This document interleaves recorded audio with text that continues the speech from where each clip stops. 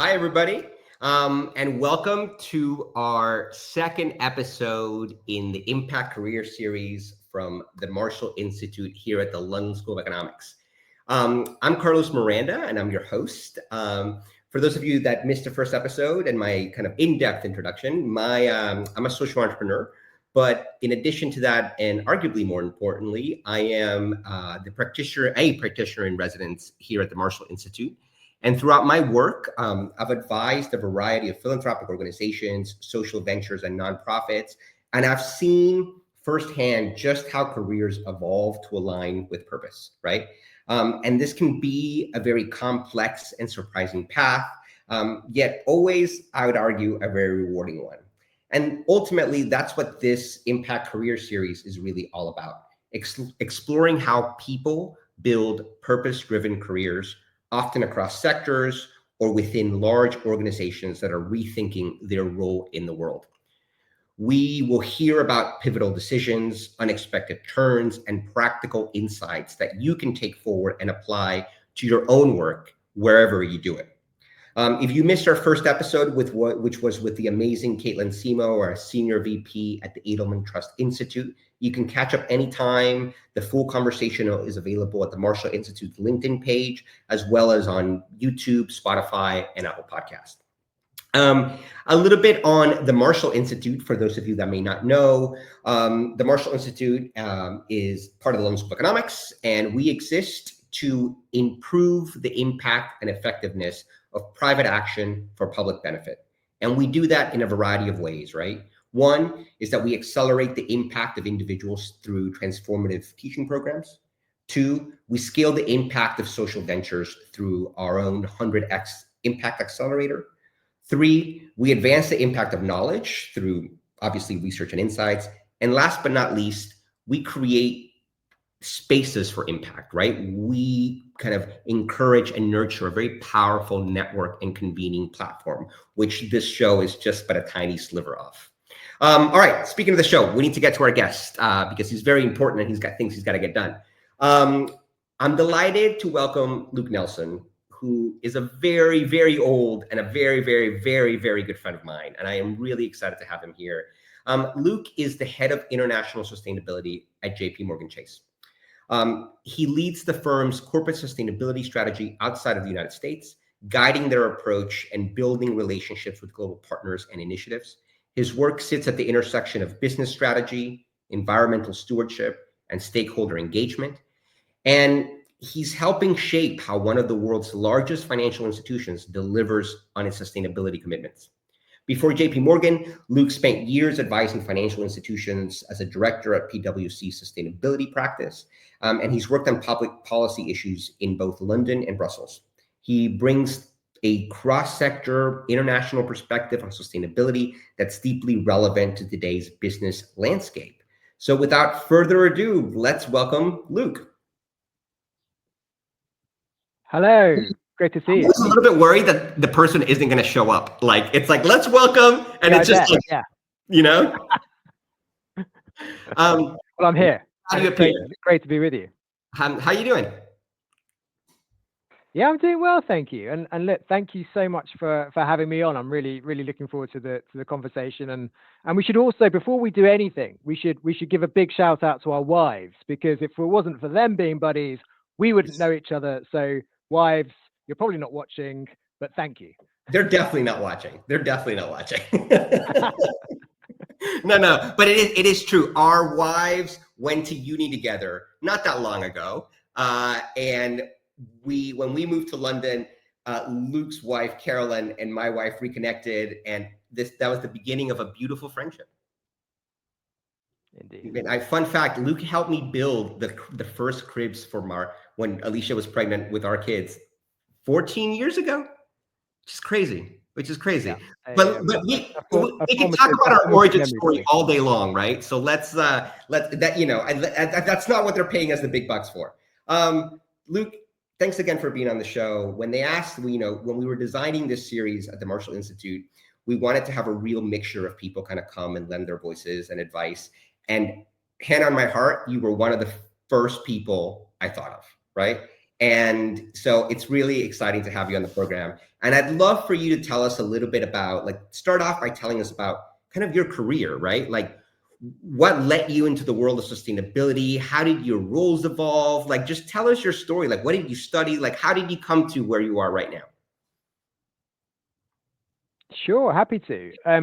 Look, I think like many people working in sustainability, I didn't start out in sustainability, right? So we see that more and more, and the more people I interact with in this world, that seems to be a common thing, right? And I think maybe we'll get into that a bit later, but I think that's actually quite a good thing in terms of all the different skill sets that are being brought into this domain. But I didn't start out in sustainability. So I studied politics, was my undergrad. So I've always had a keen interest in the world of politics, public policy. I did a master's in business, went to business school to do that. And then my first job, my first proper job, was really bringing together those two things, right? So I worked in the world of public policy for a public affairs consultancy, working in London, but also spending a lot of time in Brussels, focused on financial services. And that, I think, gave me a really good grounding of how politics works, how business interacts with public policy, etc. And it was a really small organization, right? So I was working at an organization that was about 10 years old, 30 people. So it was quite a small outfit.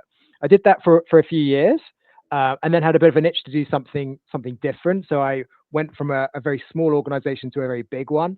Went to PwC, which is one of the big four professional services firms, and I worked in the financial services advisory practice there. The common thread was working on public policy issues, so thinking about sort of how does public policy impact bank strategy and advising on that. And then at PwC, I had a bit of an epiphany, and I think this is, by the way, one of the great things about working in big organizations, like a Big Four or other big sort of corporate like that, in that you can kind of pivot, right? So I had a bit of an epiphany. I was actually, my wife and I were living in a little village on a national park down in Devon at the time, and I had a bit of a moment where I thought, what's really important for me? What really matters? And what do I want to spend the rest of my career doing? And I was really lucky in that I was able to engineer a bit of a shift into the firm's sustainability and climate change practice. And that took, a bit of maneuvering, a few conversations internally. And it was great to make that change and sort of bring the financial services expertise that I'd started to build up and really apply that in a sustainability context. And that has really been sort of the next phase of my career since. So I did that for a while at PwC. Fantastic organization to do that, and worked on loads of different projects around the world, advising banks, asset managers, insurance on their sustainability strategies. That was great, and I did almost 10 years at PwC. Great organization. Can't say enough about how great my experience was there. But I wanted to do something different. I sort of reached that point where I wanted to change. So the opportunity came up at JPMorgan to kind of bring everything I've been doing at PwC, but actually a little of what I was doing back before, sort of working in public policy as well. So moved to JPMorgan, and it was a great way of sort of bringing the different strands of my career to date together. And I often say to people that if I could have at the time written sort of a job description that I wanted to do in the world of sustainability and financial services, it would be this. So really fortunate in that respect. So that's how I got to JPMorgan. That's amazing. I remember vividly, like, having two professional conversations with you. One, when you were going from like the smaller kind of consultancy to PwC, and then like fast forward 10 years later, us having coffee in Borough Market, very vividly talking about your transition to JP Morgan. So it's a nice refresher to hear this. And it's also really nice. A lot of people ask me questions around like your career and how you get, especially in the sustainability space, in the social environmental space. And what you said is right. It's not linear, right? It's like nobody that you meet that does what you do, or, comparable positions. It's very, very rare that it's like, oh, I studied sustainability and that led me to this. And that, like, it's always, the space is still so new that there isn't quite there isn't that kind of standard template. And I think your career and your journey is a nice reminder that people who may not necessarily think that they have the right experience can end up doing something like this. Yeah, I mean, look, that is totally the case. Look, I think more broadly, that whole thing about sort of we don't have career ladders now, we have career jungle gyms. I think that is absolutely true, but perhaps nowhere is that sort of more true than in sustainability, where if I think about sort of the people who are working on this topic around me, all very different backgrounds. Some climate scientists, some accountants, some lawyers, some economists. And they all bring a different flavor of knowledge, expertise that kind of melds together in this fantastic way. Because we're dealing with really complex, difficult problems, and it really helps to have that multifaceted, really blend and mix of skills and experiences to help tackle and think about these problems. No, that's fabulous. Okay, so to your actual job, you're the head of international sustainability. What does that mean in practice? And two, what does that mean like on a day-to-day basis? Sure. So let me just unpack the job title a little bit. So I sit in the corporate sustainability team here at JPMorganChase. So JPMorganChase is a huge financial services organization, a bank, both on the wholesale and retail side, an asset manager. We also have a number of services like payments. So we're a huge organization. We sit right across the top of that in the corporate sustainability team. So we're not sort of facing off to our clients directly. We're thinking about what does the organization do and what is the strategy. So part of the work that we do is exactly that. How do we think about the sustainability strategy? And really, we're very focused on the environmental sustainability strategy of the firm. And then the second sort of main pillar of the work is how do we engage with our external environment? So how do we engage with our whole sort of ecosystem of sustainability stakeholders? That can be NGOs, academics, policymakers, regulators, governments, but also our clients, our shareholders, when they want to dig into our sustainability strategy. We spend a lot of time engaging with all of those different groups, and we do that to really understand how is the world changing? What are the trends? What are the risks? But really importantly, what are the opportunities for us? And how do we bring that back into our work on strategy? So my focus is international. So we are US headquartered. So I'm doing that, thinking about sort of all the markets that we're operating in outside the US. So that's kind of that's what the job is. And typical day, I know it's a cliche, but there's probably not one typical day, but maybe just give you a flavor of today as an example. So I typically start my day catching up with my team in Asia. So as I'm starting in London, they're just finishing up their days in Hong Kong and Singapore. So hear what issues they're working on and what I can help them with. Given the role, we spend a lot of time talking to people externally. So this morning I was meeting with a senior person at an energy trade association, just hearing about their work, thinking about ways we could collaborate together. And then today I'm spending a lot of time planning for London Climate Action Week, which is taking place next week. So we're hosting a bunch of roundtable discussions, bilateral meetings. We're doing a lot of internal engagement for our staff as well. So making sure that everything is in place for that is a huge point of focus at the moment, and particularly prepping for a session with some of our investors as well. So I often say kind of, the work that I do, the work the team does, we kind of have to be a bit of a Swiss Army knife. You have to sort of, the sustainability domain is broad. So, you have to be sort of, in the same day, you have to kind of work with investor relations on one thing. Then you have to be working with bankers thinking about a client opportunity. Then you're thinking about sort of preparing for a media interview and putting your communications hat on. So that versatility, I think, day to day is really important. I mean, yeah, I completely agree with you. I think that there's people ask that question of me and other, I've asked this question of other guests and other guests we plan to ask this question. And it's true. I think that like no 2 days are the same, which leads me then to my next question. Given that no 2 days are the same, and you've just described today, right? And like the variety of different stakeholders and the things that you're preparing for next week. And, given that we're friends and we're in regular contact, I know that if it's not London Action Week, it's like, oh, I'm in Dubai for this thing, or I have to do this other thing. And so there's always something going on. How do you guys as a team or as a company, how do you prioritize which initiatives to support or scale because given that you can go into so many different directions, and as a massive financial institution, you have so many different stakeholders. So talk us through a little bit, like, how do you identify and how do you prioritize initiatives? It's a really great question, and you're right. There's so many things that come across our desks that we could just be sort of very reactive and very responsive. So I think as much as possible, we try and sort of have a North Star. We try and sort of have something that we're guided by.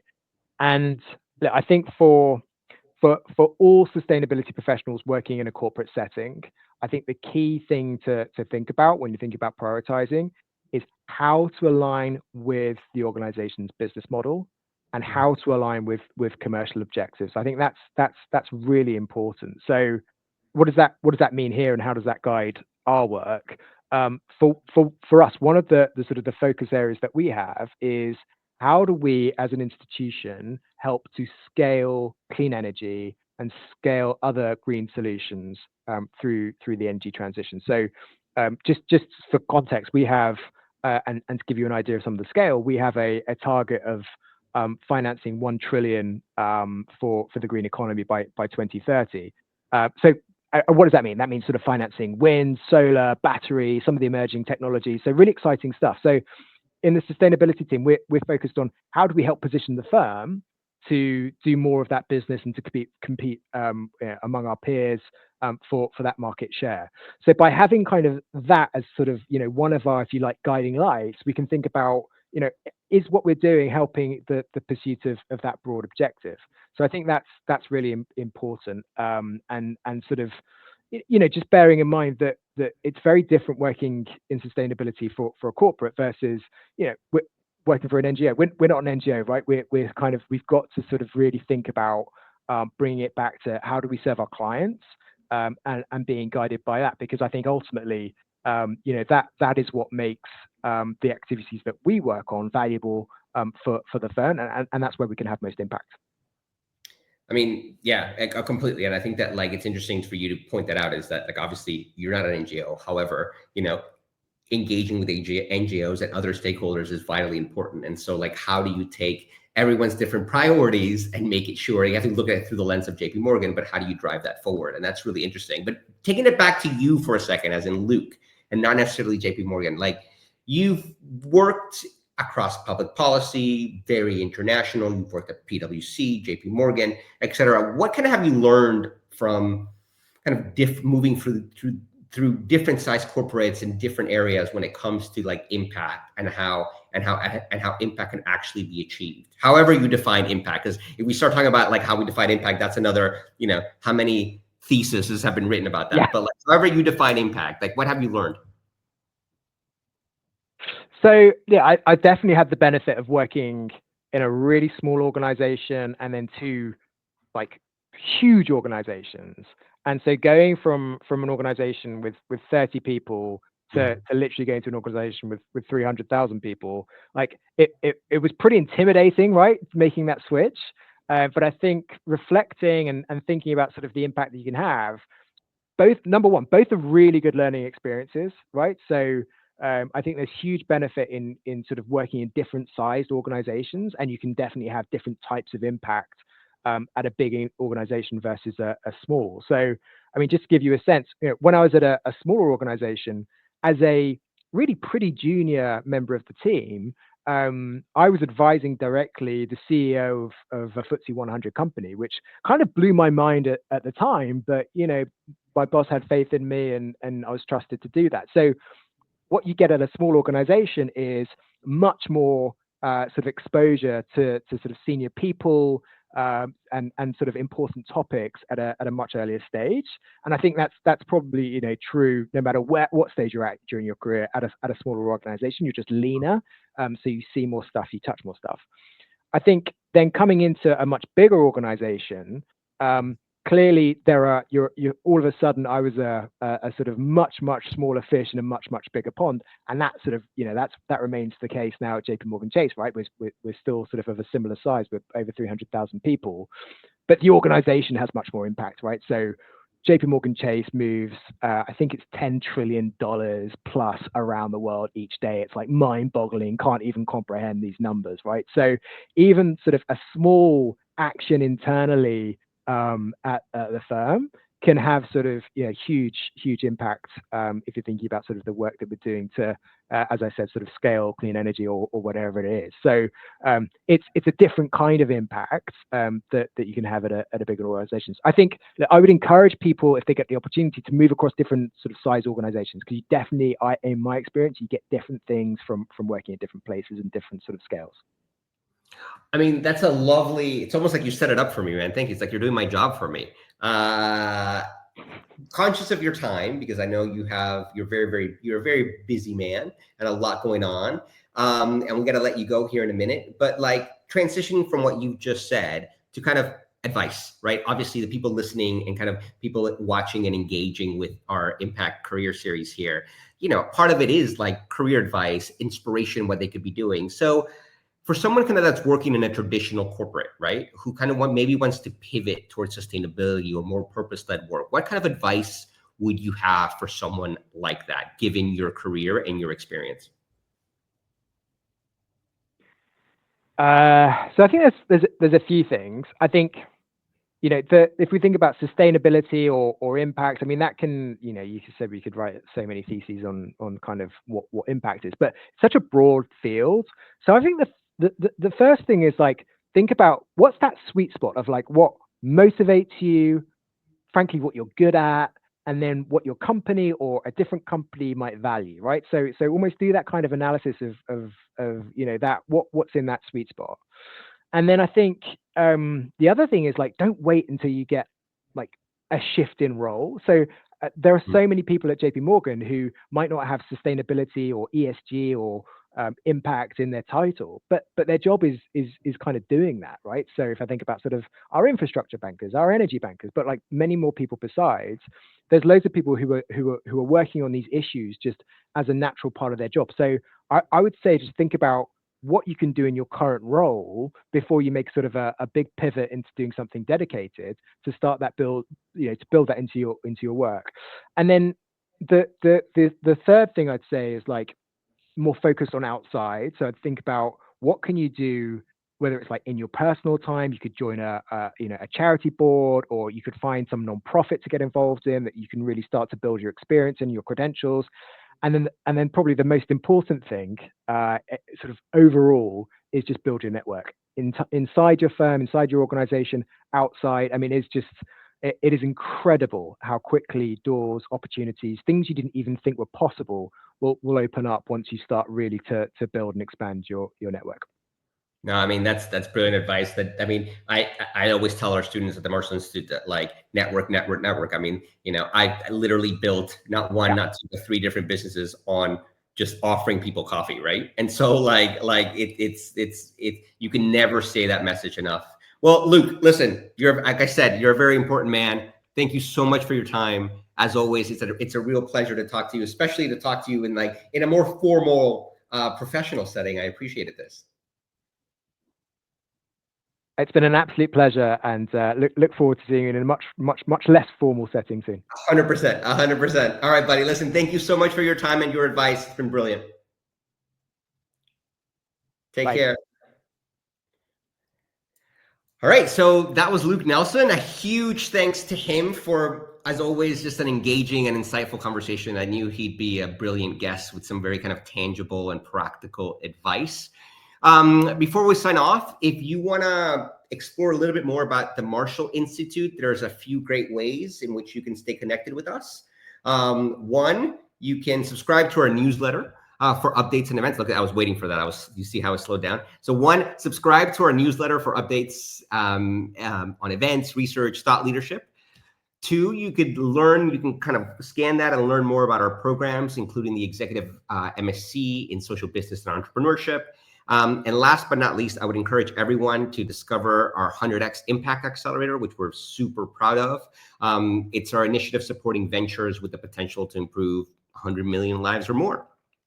As noted at the beginning, you can catch up on this series anytime, as the content is always available on the Marshall Institute LinkedIn, as well as YouTube, Spotify, and Apple Podcasts. And also, by all means, please follow us, stay in touch. We'd love to hear from you. And last but not least, mark your calendars for episode 3. Every time I say something like episode 1, episode 3, I'm like, with all my Star Wars paraphernalia, it gives me a giggle. So anyway, mark your calendars for episode 3. We'll be back on the 1st of July with Ian Chen, who's the social responsibility lead for APAC at the Lego Group. And we're going to talk to him about kind of building meaningful impact across borders and sectors. So as always, thank you very much for joining us. And we hope to see you on the 1st of July, but also to engage with you across the various platforms that you can connect with us. All right, take care, everybody. Bye.